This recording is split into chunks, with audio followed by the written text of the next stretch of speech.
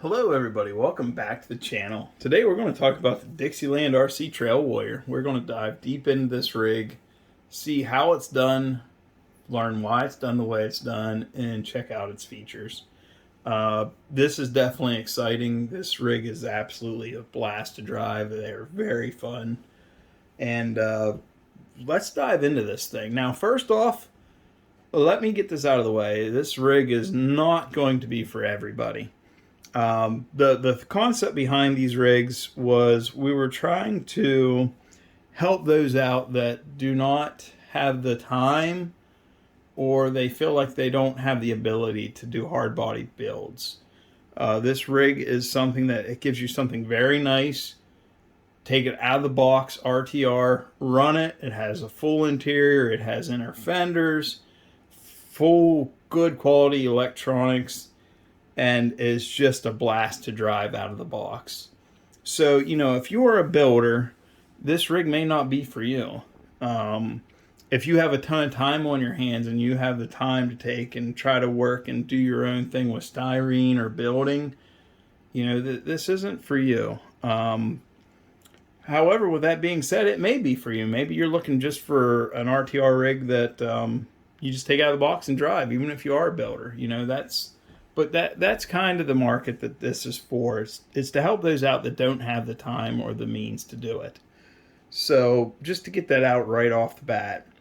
Now, these will be full RTR. They will come with a battery, a radio, motor, ESC, and of course a servo. The only thing that will not be in the box is a charger for the LiPo battery.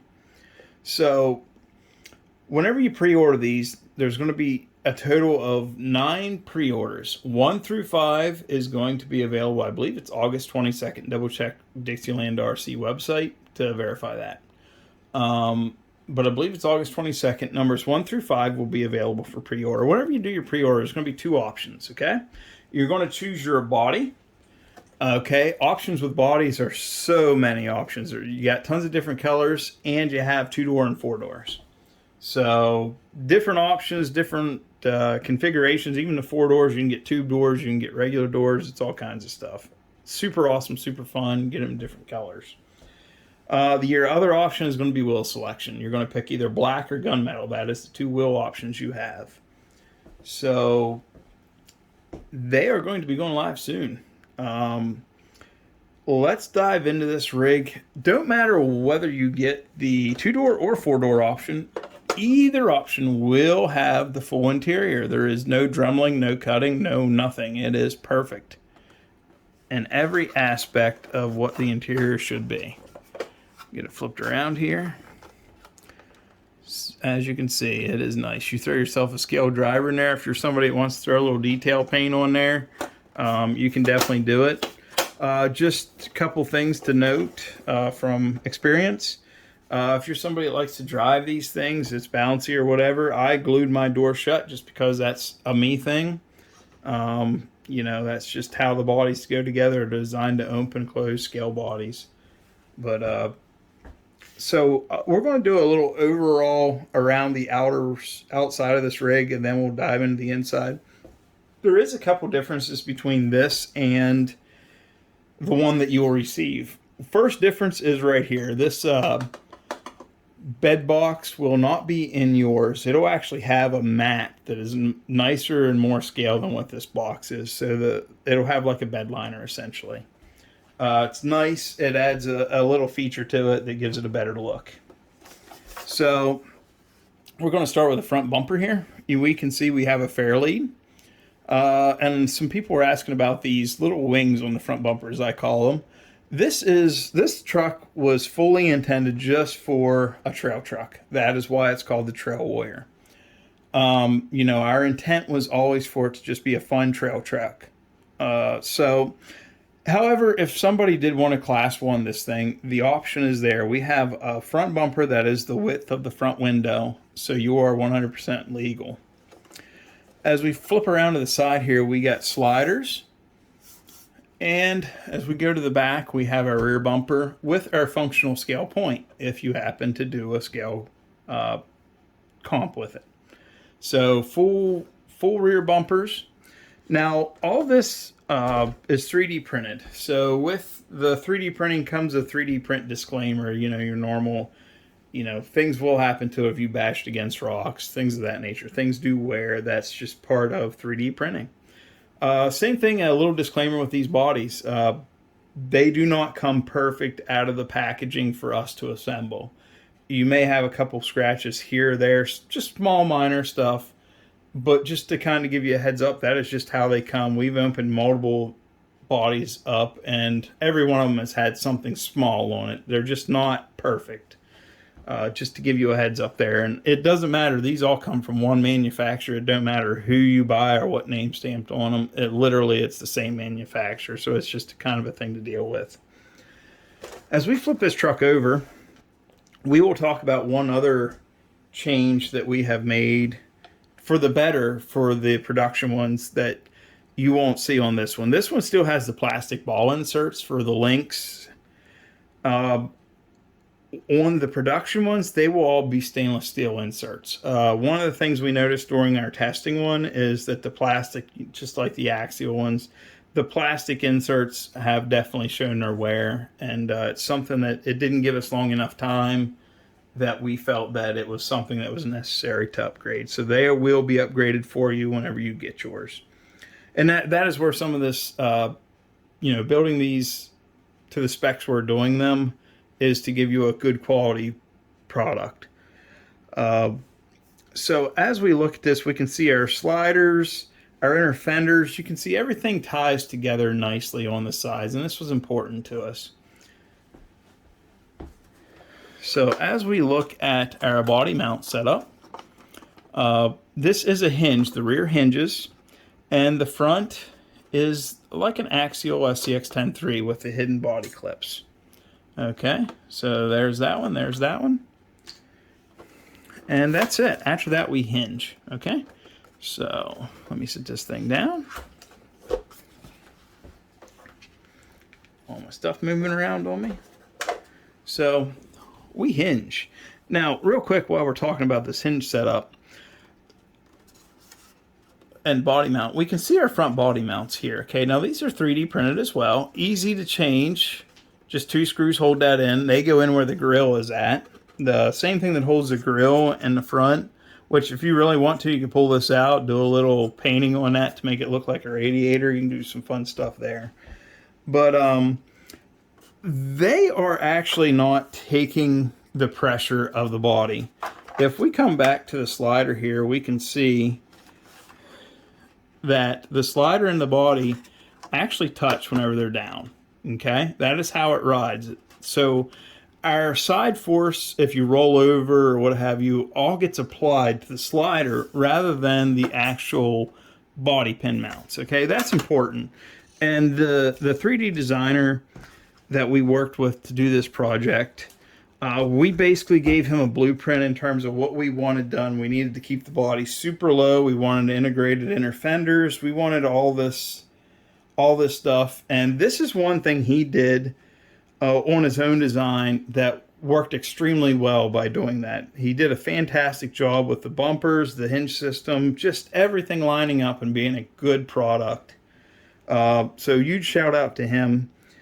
And he knows who he is, that's for certain. So thank you. And but yeah, a lot of this stuff, like this ball hitch, that was his concept. He threw that in there. It was awesome. So he did a fantastic job. So what's nice about this hinge mount, okay? Hinge mounts are awesome. They make battery changes easy. It's a fantastic feature. However, hinge mounts can also be a nuisance, okay? Just as well as they can be a positive, they can be a negative. So if you do want to remove this is super slick. All you have to do, there is a screw on this side of the chassis, screw on this side of the chassis. They're both in the same location on each side. You pull each one of those out, and this whole thing from this piece slides right out. So it just comes right out of that C-channel chassis rails. You just take the body, set it aside. Literally 30 seconds, the body's off. 30 more seconds, you put the body back on. It's that simple. And in terms of bodies themselves, say you want a 2-door and a 4-door, okay? Say you want to change bodies. Literally, it is these 3 screws on the back of the body. You take those out, this body pulls right off that mount, slides right out of here, and then you slide the new body down on there. You make sure you have it drilled, which will give you templates. You slide your new body on there. You take the 2 screws out we were talking about on the front with the body mount. You take these 2 screws out, one there. Put that on your other body, and you can literally swap back and forth bodies in 2 minutes. It is slick. This was important to us as well.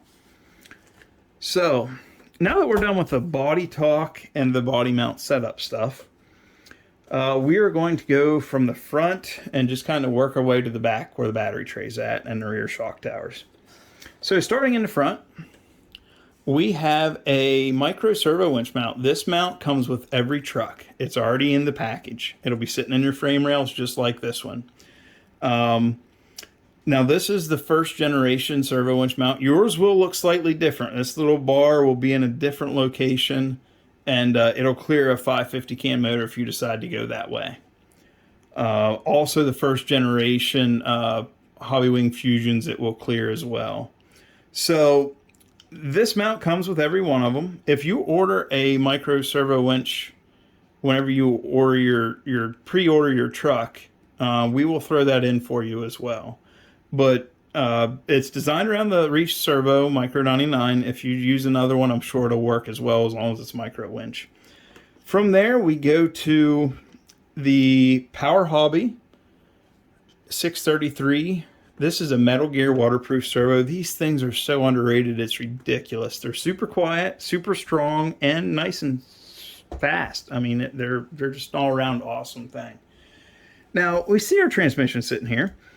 Chassis-wise, let's hit that one on nail on the head right now. This is a GSO2F chassis. GMade. This is the same chassis that the GMade Buffalo is on. All their newer trucks that they have out right now are sitting on this platform. It works extremely well. The nice thing about it is it's a nice low profile, clears the interior very well. And we can see here where the transmission is, there is a nice deep straight down here, and that allows us to clear the front engine bay area nicely. So as that interior comes up and we have this, it gives us a nice amount of room to clear that. So that's why this chassis worked out so well for this project. Also available separately is overdrive gearing. Out of the box, this thing will come with 12% overdrive. You can buy a 25% overdrive. You can also buy a 0 overdrive. So they are optional parts. You can order. Dixielandrc should have those on the website. You can order them up. The bearings that come in this truck, in the axles and the transmission, anything that has a bearing in it, factory bearings on these were terrible, to say the least, that come in the kits.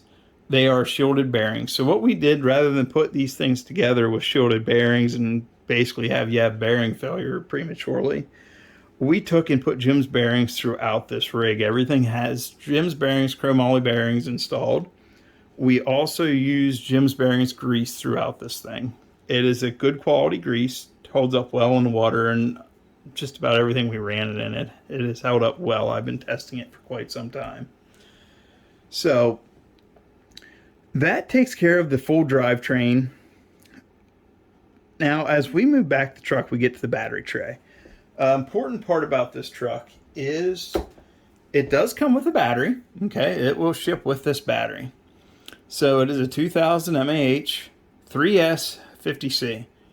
Helios batteries are my absolute favorite battery brand. They're good quality cells. So it comes with the truck. This may not be the battery you like, or this may not be what you want. It makes a fantastic trail pack. Throw it in your pocket. Do what you wish with it. But it's there for everybody. And to give you an idea, I personally run a 3700, and it fits perfect in that battery tray. So all of these batteries fit fantastic in this tray. Okay? So there we can see some thickness differences. Of course, the thickest one being the 3500. But they all fit this battery tray.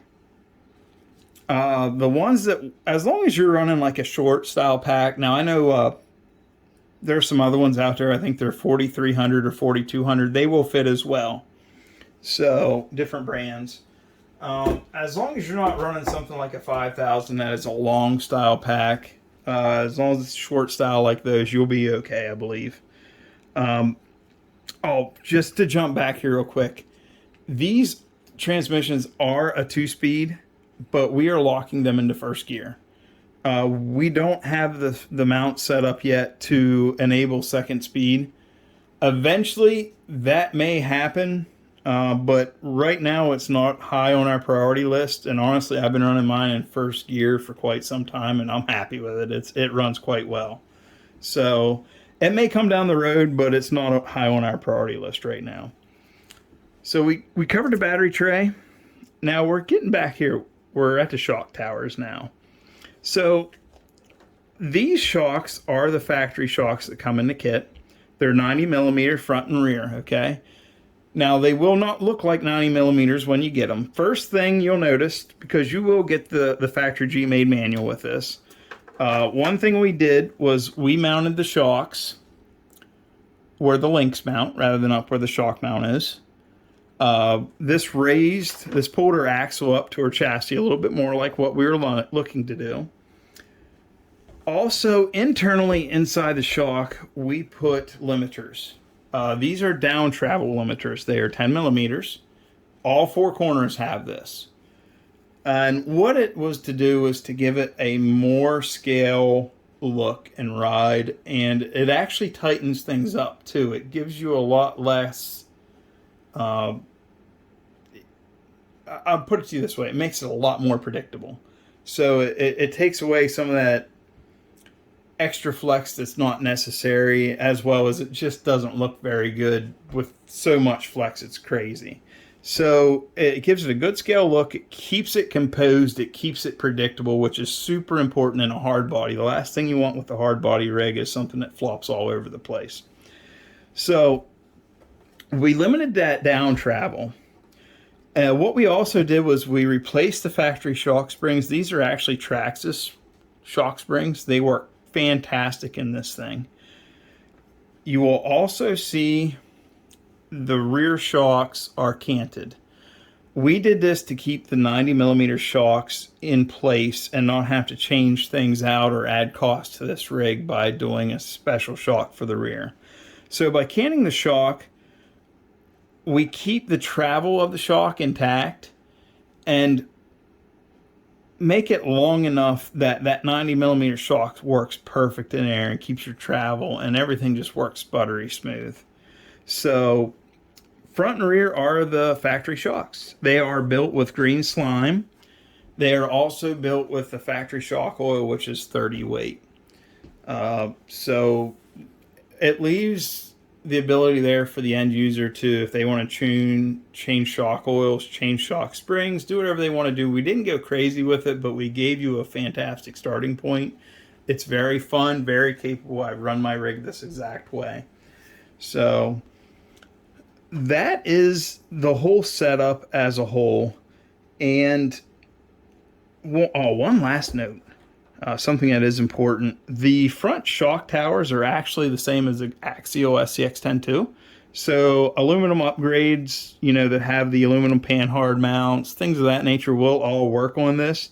Keep in mind, you want to keep something that's somewhere very close to a stock style. That way your inner fenders and stuff will still bolt right up to them. So that sums up this rig. Only thing that I do need to touch that you do not see in this one is a motor and ESC. The motor will be a Holmes Hobbies 27 turn. It'll be a 540 and it'll be a Trailmaster Sport. The ESC will be a Charisma. It will be a Charisma ARC2. The ARC2 is not nearly as well known as the Hobbywing 1080, but it actually boasts more features than the 1080. There's more settings on it, and they do work fantastic. I have been testing one of those for quite some time as well. The nice thing about, and the reason, just to kind of put it out there, why we went with that ESCs, the wires come off the side of it rather than the top of it.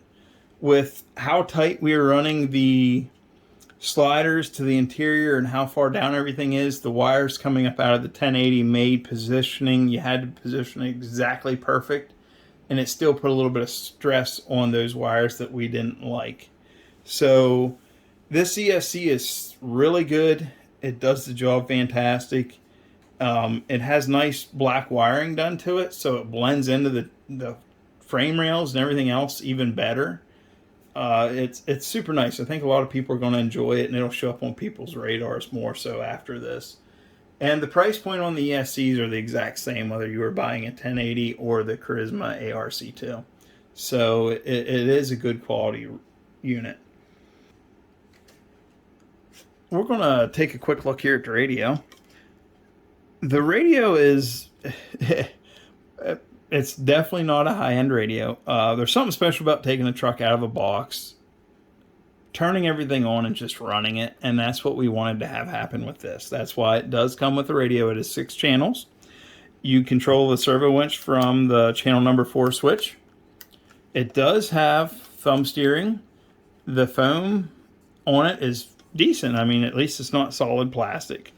Now, the one thing it doesn't have that I wish it did is endpoints, you know, left and right endpoints, but it doesn't. It does have dual rate, so that's fine. It works well. Honestly, with this setup, it works extremely well, so there's no complaints with that. One thing I will be fully honest with is, you know, if you have bigger fingers, things of that nature, you may find that your finger doesn't fit in the trigger the best, but you can still definitely get it to work, and it still works just fine. But that is what it comes with. It's hot RC. I ran that one for a good long while. I had a full day running that thing, and it worked flawlessly the whole time. So it's not the prettiest thing or the best out there, but it definitely gets the job done and gives you a solid start with this rig. So this rig is $875 shipped in the lower 48. So, you know, if you're somewhere else, Hawaii, Alaska, something like that, there's going to definitely be some shipping there that you're going to have to pay to get this to you if it's something that interests you. The plastics, the 3D printing has held up well, even with sun and other things. We left these things set at Beat the Creek. Anyone that was at Beat the Creek knew it was super toasty. And these plastics were hot to the touch, and they still hold their form, no issues whatsoever. So it is definitely a solid setup. If anybody has any questions at all, drop them in the comments section. This rig is super fun, super nice to see in terms of having something out there on the market that is basically positioned for somebody that just doesn't have the time to build themselves. It's all quality, and trying to do all we can to make it so you don't got to work on it as soon as you get it. So questions, drop them in the comments. I appreciate you watching, and you all stay safe and enjoy the hobby for all it has to offer, and we will catch you in the next video.